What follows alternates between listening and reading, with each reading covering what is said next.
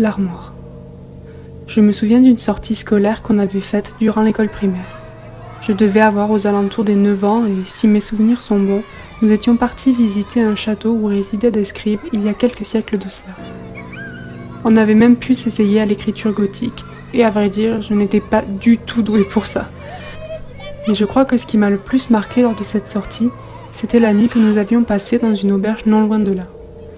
C'était l'une des premières fois que je partais dormir loin de mes parents, et j'appréhendais beaucoup cette sortie. En plus, mes meilleures copines ne me rassuraient pas du tout, car elles ne cessaient de se raconter des histoires de films d'horreur qu'elles avaient pu voir les semaines passées. Elles adoraient les films d'horreur malgré leur jeune âge, et moi ça me terrifiait. Rien que d'entendre les noms des films et quelques résumés avaient le don de me donner des frissons. Elles ont donc passé la journée à se raconter les histoires de la maison de cire, de Chucky, de l'exorciste, et je les accompagnais en tentant tant bien que mal d'ignorer leurs paroles. Après une longue journée d'exploration scolaire, nous voici au moment tant redouté. Le coucher. L'auberge n'était pas très vieille, mais elle n'en était pas plus rassurante pour autant. En arrivant dans la chambre, il y avait 3 lits simples. Un situé à côté d'une fenêtre sans volet, un autre situé à côté de la porte avec une vue sur le couloir, et enfin le dernier, celui qui m'avait été attribué, était positionné à côté d'une vieille armoire en bois au milieu de la chambre. Elle se démarquait complètement du reste du mobilier, et semblait aussi vieille que le château que nous venions de visiter le jour même. D'ailleurs, c'était assez étrange, car les chambres voisines ne possédaient pas de telles armoires. Enfin bref, le temps passait et tandis que l'on tentait de s'acclimater à notre dortoir du soir, mes copines étaient reparties dans leurs incessantes histoires d'horreur. Lorsque les professeurs ont annoncé qu'il était l'heure de dormir, aucune d'entre nous n'étions rassurées, et on essayait de se parler en attendant d'être complètement épuisés pour être transportés dans un profond sommeil. Cela fonctionna car après sans doute 1 heure à discuter, nous nous étions tout endormis. Puis, au milieu de la nuit, je me réveilla brusquement après avoir entendu un son lourd et senti une forte douleur dans mon dos et à l'arrière de ma tête. J'ouvris les yeux lentement et ne compris pas tout de suite où je me trouvais. C'est en sentant le froid du parquet que je me rendis compte que j'étais tombée au sol. Soudain, un bruit attira mon attention. Cela ressemblait étrangement au grincement d'une porte qui s'ouvre. C'est en tournant ma tête vers le plafond que je vis d'où il provenait. La porte de l'armoire était en train de s'ouvrir au-dessus de ma tête, et lorsque mes yeux furent suffisamment habitués à l'obscurité, je l'aperçus. Un homme vêtu d'une longue toge sombre se tenait au-dessus de moi dans l'armoire. Son corps était recroquevillé et étrangement positionné. Son visage était pâle, ses yeux fixés au loin. J'étais pétrifiée. Sur le moment, je décidai de fermer les yeux, en pensant que ce n'était que mon esprit qui me jouait des tours après toutes les histoires qu'avaient racontées mes copines. Cependant, lorsque je les rouvris, je compris que je n'hallucinais pas. L'homme flottait à présent au-dessus de moi, son regard plongé dans le mien. Il ouvrit la bouche comme pour parler, et pendant quelques secondes, seul un son guttural en sortit.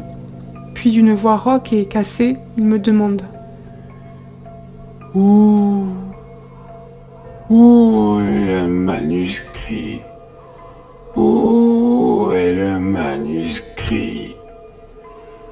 Il rapprocha lentement ses bras vers moi, ses mains avaient été coupées, et tout en retenant un relent en voyant le sang couler de celle-ci, je me mis à crier et à pleurer.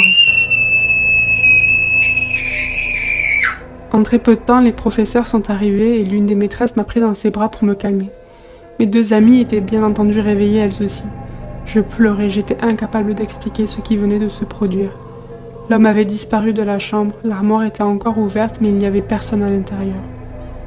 Une fois calmée, je me remis dans mon lit et les professeurs quittèrent la pièce en demandant à tous les enfants réveillés par l'agitation de retourner se coucher. Mes amis me demandèrent ce qui s'était passé, mais je ne pus me résoudre à leur avouer la vérité et préférai prétendre à un cauchemar.